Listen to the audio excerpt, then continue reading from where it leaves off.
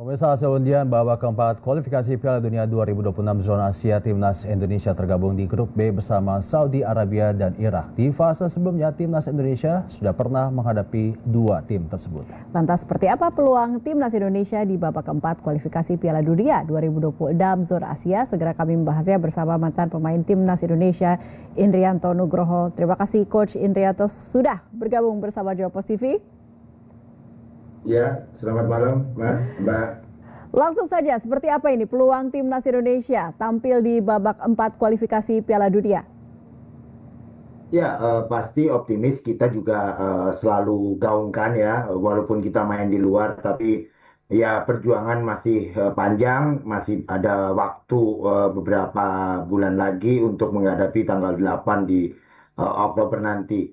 Dan walaupun kita berada di grup bersama Arab Saudi dan Irak, tapi kita tetap harus support dan tidak gentar ya, Mas Bab. Ya, kita harus optimis dan pemain-pemain kita pemain-pemain profesional, pelatih kita juga pemain pelatih yang sangat luar biasa dan kita pernah bagaimana membuat sulit Arab Saudi di kandang Arab Saudi dan kita juga bisa lihat Irak juga kewalahan juga, tapi ya semuanya kembali ke pemain.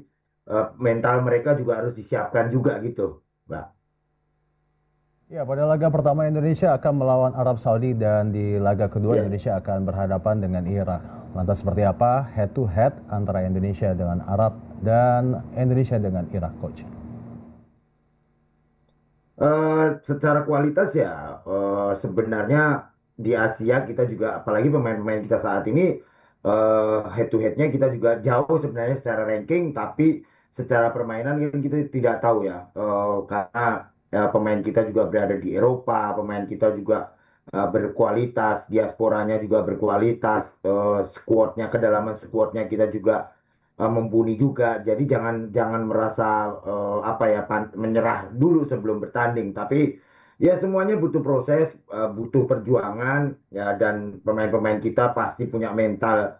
NKRI-nya, beberapa pemain lokalnya kita juga mampu untuk bersaing juga bersama mereka, pemain-pemain yang dari diaspora. Dan secara statistik statistik kualitas juga mungkin jauh ya, tapi di dalam lapangan semuanya pasti bisa terjadi ya, kemungkinan besar itu bisa terjadi. Bagaimana kita mengalahkan Bahrain, bagaimana kita membuat Arab Saudi waktu itu juga agak kewalahan juga. Walaupun berbeda pelatih sekarang, tapi paling nggak apa yang ditampilkan pertandingan-pertandingan terakhir kita di fase babak ketiga kemarin sangat luar biasa aja. Kita optimis gitu loh, Mbak, Mas. Ya, kira-kira siapa Coach lawan terberat yang harus diwaspadai secara taktis dan psikologis? Semuanya. Kalau saya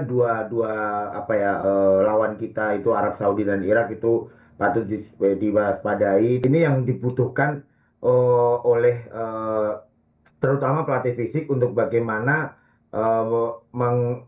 membuat recovery pemain lebih cepat. Ya mungkin banyak berbagai macam cara, ada ice bath, ada mungkin jogging di lapangan, itu salah satu recovery ya. Ya saya percaya dengan staffnya Patrick Kluivert saat ini ya, mereka punya kemampuan masing-masing dan bisa memberikan yang terbaik lah buat timnas kita gitu. Ya, dari pandangan profesional coach sendiri, bagaimana coach melihat performa dari pelatih Patrick Kluivert untuk timnas dan apa yang bisa diperbaiki jelang babak keempat ini?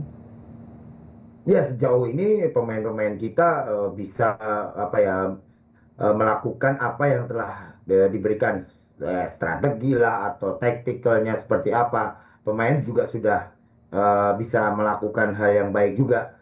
Dan ya saya berharap mereka lebih bagus lagi, dan mereka kan sekarang lagi bermain, sebentar lagi mereka bermain dengan klubnya masing-masing, dan semoga nanti sebelum tanggal 8 ada masuk TC, dan itu akan membuat mereka lebih chemistry-nya lebih bagus lagi, dan sebagai pemain profesional ya secepatnya mereka juga sudah adaptasi. Apalagi nih staf pelatih kita nih sangat luar biasa gitu, dari Patrick Kluivert, dari Alex Pastor, Danny Lanzat, mereka punya kemampuan cara menganalisa lawan, terus bagaimana kekurangan lawan, kelebihan lawan, dan semuanya bisa diterjemahkan oleh pemain di pertandingan-pertandingan di babak ketiga kemarin.